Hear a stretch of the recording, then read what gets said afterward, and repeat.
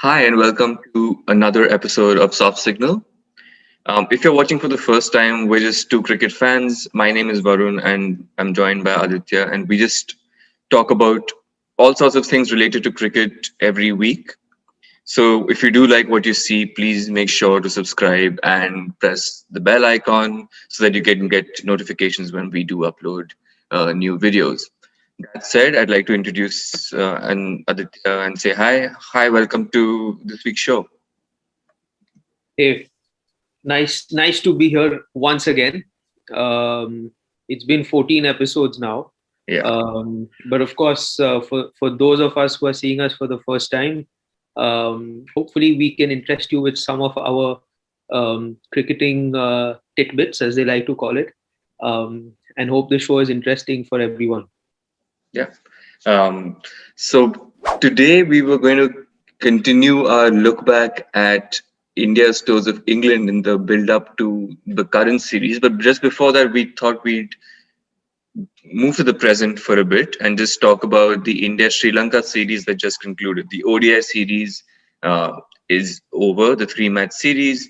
Um, India sent their B team, so called B team at least, to Sri Lanka because the main squad is in England. And they did manage to win the series 2-1. So that's a learning for Arjuna Ranatunga as well. But what were your overall impressions of the series? Did you watch it first of all? Yeah, I did watch a little bit of it. I'll be honest, I didn't watch all the matches from start to finish.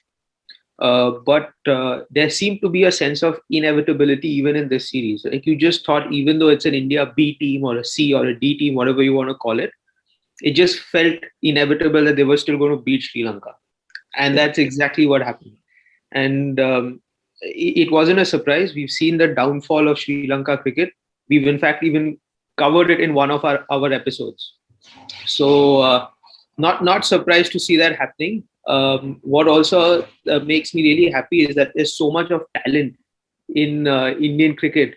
They are putting out reserve players, Yeah. like players who've not played anything else apart from first class matches in India and the IPL, and they are able to beat um, an international grade team. Not the strongest team, I'll admit, but it's great to see the depth that Indian cricket has. Yeah, I mean, I was a bit happy to see it be competitive after the because the first match was a total blowout by India. So I thought all three matches would be like that. But yeah, second match was actually just great. We've with Deepak Chahar, who would have thought Deepak Chahar winning it for us? And I think we could have, if we had lost the second match, we might have put in more of an effort in the third match, perhaps to try to win. There, people are saying that we barely won the series, but I think it wasn't as close as it looked, honestly. Yeah, exactly. It wasn't as close. I mean, um, the thing that really stands out is that all these Indian teams, okay, the various 11s, they always seem to never accept defeat in any situation. And that's exactly what played its part in the second ODI, right? You have numbers 8 and 9, or was it 7 and 8? I don't remember. Basically, I'm referring to Deepak Chahar and Bhuvneshwar Kumar Yeah. coming in towards the end there and still carrying the chase through. 20 years ago would not have happened. Let's be honest, it would not have happened 20 years ago. But this Indian team never accepts defeat, and that's so good. That's so good to see that it's not just the first 11 that doesn't accept defeat. It's like the second, third, fourth, or you know whichever 11 you put out there. They're just so good at fighting for the result. Yeah. So good three matches for the team. Now the T20 series is coming up. I hope they give some of the other players a chance as well. So I think I really want to see Padikkal play, and I want to see Gaikwad play as well. So let's hope they give some some of those players a chance. I know Shikhar Dhawan really wants to play because he wants to make his case for the T20 World Cup, but we'll see. And Varun Chakravarti also. So there's a few exciting players who will be good to see in the T20s, but we'll talk about that next week. Okay, and so let's shift focus back to the past, where we're talking about India's tours of England, and this is the last two tours we're going to cover this week, which is 2014 and then 2018. So let's start with the 2014 tour. I think the test team was kind of in a weird place at the time because we had, after the 2011 disasters, we had lost a series at home to England as well, where Kevin Peterson really was, and Alistair Cook were the stars of that series. And then we had gone to South Africa and lost. We had gone to New Zealand and lost. This was a new look Indian team because all the Fab Four so-called had retired. There was no Sehwag, there was no Gambhir. So it was a very new team who were going on this overseas cycle. So what were your expectations coming into this series? Well, the expectations, to be honest, I did expect us to be more competitive in 2014 than we eventually did. Because although the test team didn't have the stalwarts from the previous tour, the players themselves were still well established. The players who went there were still quite established. So I was hoping that they put up a tough fight. Well, they did for a couple of test matches, but then after that, I think the fatigue of a 5-match series just began to hit the squad. Remember, this was before the time when India started building a pool of fast bowlers, right? So the expectation from the fast bowling unit was that they play all 5 test match series. I mean, they play all the 5 test matches in this series. But let's face it, it's not easy, right? For a team of 3 fast bowlers, to play 5 test matches one after the other. It's really not easy. And this also was at a time when India was not playing too many 4 or 5 test match series. So a lot of the bowlers simply were not fit enough to sustain the workload throughout such a series. So it was not surprising from that sense then to see the performances just taper off after the win in the second test match. Those were my expectations. I mean, rather, I should say those were not my expectations, but that was what I was hoping that the series turned out better. But in the end, it wasn't the greatest of results. Yeah, England had just lost the series to Sri Lanka, but that was a 2-test series. So if this was a 2-test series, we would have won as well. So just to recap, the first test was another case of we just let the tail. I think that's where our problem started, where we just let the tail score runs because we let Jimmy Anderson, of all people who can't hold a bat, he scored 81 against us, which was just unbelievable. Thank God he didn't get a century. That would have just been the worst. And but not to be outdone, we had Stuart Binney at our end, who scored close to 80. I didn't even remember Stuart Binney being in the test team. Like, just I was seeing his team name the scorecards, and he's played all 3 formats for India. It's quite a startling fact that we have there. And then the second test, who can forget our Ishant Sharma's 7 wickets in the second innings. That was a really good test match actually, because we were down and out in the first innings, and Rahane was amazing during that time at least, and he scored his century at Lords, and then capped it off with Ishant Sharma's 7 wickets in the end. So fun test match. But what do you think about Ishant Sharma and his performance? Yeah, I mean, this was probably the period when Ishant Sharma was the leader of the attack, simply by virtue of experience, because he made his debut in 2007, I think, against Australia, and this was in 2014. So he was already around for 7 years. Having said that, he did not have the kind of skills back then that he has today. So he was a very, very different bowler from that sense, right? He was not very consistent. He wasn't very threatening. I guess what worked in his favor in that test match at Lords was the fact that the batsmen also made a lot of mistakes. I mean, he didn't get them out in the way batsmen get out in English conditions, edging the ball and nicking it to first slip or the keeper. He got everybody out. He got a lot of wickets caught at deep square leg. So he was just bowling short. The batsmen were committing to the pull shot, and they're just not clearing the fielder at any stage. So, okay, yes, 7 wickets. It takes effort to bowl the short ball continuously, but I wouldn't say that it was the most skillful bowling, because a lot of the wickets that he got was due to batsman error as opposed to the bowler getting the batsman out. But of course, credit where it's due. That was the plan, and it worked. One other interesting thing that I remember from the first two test matches was the form of Murli Vijay. Yeah. So this was the phase when India had moved on from Sehwag and from Gambhir, and Murli Vijay became the main opening batsman. And to his credit, it was this phase of, I think, 2 or 3 years where he was really a very reliable opening batsman. He was a traditional opening batsman, gave respect to the new ball, left as many deliveries as possible, exactly what you need in English conditions, by the way. And then he would cash in.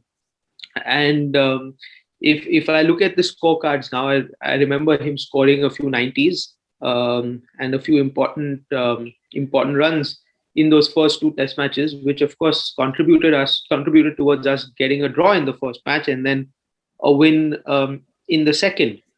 And what's interesting is that as his form also tapered off towards the back end of that series, so did India's form. So there's a clear correlation there. Yeah. Sorry, go ahead. Yeah, and then of course Bhuvneshwar Kumar. I think he was the premium all rounder for the first two test matches. Took wickets, scored runs, kept us in the game at all stages. But I think it was just a matter of fatigue. I think none of these guys were experienced enough in playing a long test match series consisting of 4 or 5 test matches. And once the first two matches were done, the performances just tapered off. Yeah, it was a um, classic case of just losing confidence, right? The moment they lost the third test, which was not close, but we still put up some kind of fight. Fourth and fifth test were just complete blowouts, which was just disappointing. But like you said, it was a very young team and they didn't have that much experience. So yeah, maybe we were hoping that they would probably just learn for the next tour. Just one last point about Virat Kohli. There was a lot of talk about him. I don't think he was a very established Test batsman at the time yet. He went to Australia later that year, and then that's where he really started his dominance. But yeah, very poor series. Highest score of I think 37, average of 13. Were you how disappointed or shocked were you by that performance? Well, I was quite shocked because by then he had grown into being India's best batsman, at least in ODIs. Yeah. He still wasn't the force he is in Test matches today, but he was getting there. You could tell that this guy will get there. Um, but then in 2013, I think he played in English conditions for the first time, and I think the swing and the seam movement really came to the fore in terms of troubling him. Right, Yeah. it's not easy. Let's face it, it's not easy playing the ball when it's moving around so much. Right, it's just simply not easy, and I think that was the challenge that he faced on that tour, which is a difficult challenge to overcome against the likes of Jimmy Anderson and Stuart Broad, who were already extremely well established bowlers at that time. I mean, they are legends today, but back Yeah. then they were still an established bowling partnership. So I think it was tough for Kohli, understandably so. But then, of course, he's a great batsman, and what great batsmen do is that they learn from their mistakes, and then we saw the result of him learning from his mistakes in the series that followed. And of course, we'll cover that shortly. But it was a disappointing series for Kohli. And of course, it reflected in the way the results panned out towards the end of that series as well. Yeah, and then we had to hear for 4 years. We had to hear those annoying remarks by English journalists, which was, "Oh, he scoring run everywhere, but he can't score in England." But as you said, that was rectified in a big way in 2018. So let's move on to the 2018 series actually. And this was, I think, for me at least, this was a series of missed opportunities. Like 2014, we said it was more of a just like a fatigue factor where we just dropped off. But here we were actually competitive in all the matches, and we still somehow lost 4-1, which was worse than our 2014 performance where we lost 3-1. So what happened? Uh, yeah, it's actually a difficult one to talk about, right? Because the scorecard kind of never reflected how close that series was. Uh, Although you need to dig into the details and also have had watched all the matches to realize that the 4-1 scoreline was a bit unfair in the end. Because out of those five test matches, India was very competitive in four, Yeah, like really competitive. Those test matches could have gone either ways, had India won a session here, or had England not won a session there. So it was one of those kind of series where it came down to a few hours of cricket, and that decided the result. There was only the last test match, I think, where our bowlers failed to get them all out. So and that was actually the match which we lost. yeah, So or we lost comprehensively, I should say. So it was a good series. It was a very intriguing series to watch, actually, because I think this team was different from 2014. There was a different captain. B, uh, they had a pool of fast bowlers, yeah, who were skillful, experienced, and fit. Uh, Bumrah was not experienced, but the guy is just so skillful, and yeah, fit. So he was able to come into the third test match, and India won that test match on the back of his 5 wicket haul. So it was a stronger team in overseas conditions. It was a more confident team in overseas conditions. Unfortunately, the result didn't go their way. yeah. Hopefully, they rectify it this time. Yeah, like it was the first time enjoyed watching India bowl anyway. And when a team bowls well in England, it's just a different sight as well. Like we were at least two or three times we just ran through the England middle order. They had a pretty weak, excuse me, middle order at the time, and yeah, we there were times where they were 80 for 6 or 80 for 7 a couple of times, especially in the first test. So that was just a revelation to watch Indian bowlers do so well. But again, we had Sam Curran, who was then this time the biggest thorn in our flesh because he just came out of no. I mean, he was very young at the time. He was just, I think, 19 or 18 or 19. And yeah, he just took the series away. Every time it looked like we were going to, in a dominating position and going to win, he came up with either a batting or a bowling performance, more often a batting performance. It was just supremely annoying at the time, but you have to give him credit as well. It was just his coming Yeah, of age series. yeah, exactly. I agree. I mean, it's so frustrating to do all the hard work, get five, six of the top order batsmen out, and then have somebody coming in at number eight and taking the game away from you. Yeah, Right? It's sometimes the difference between getting a team all out for 200 and 300. Right? The contributions from lower order. Of course, that being said, it's always been a problem with India ever since Anil Kumble retired. They just don't seem to be able to get the tail enders out. Even this bowling team, yeah, even this set of three fast bowlers and Ashwin and Jadeja, they don't seem to get the tail enders out that quickly in overseas conditions. So yeah, you're right. It was just one of those things. Sam Curran coming in at number eight and getting a few quick runs and getting England a competitive score. Just think of it though, had Sam Curran not got those runs, India would have probably won that series by the same margin that England won. yeah, or at least So 3-2. We could have won it. Yeah, exactly. So those performances from Sam Curran were really pivotal for England, and unfortunately, India was at the receiving end that time. yeah, and but I was really impressed by the spirit of the team, honestly, during that series because we lost a very close first test, and then the second test we were totally dominated because we saw Chris Wokes got 130 and we lost by an innings. And then, yeah, 2-0 down after two tests, having just suffered an innings defeat. I thought we were going to lose at least 4 or 5 nil. We're not going to compete, but we came back and won that third test. And Hardik Pandya getting 5 wickets. Like that was how much are we missing him today? He would have like in the Test Championship final and even in this upcoming series, he would have been such a valuable addition.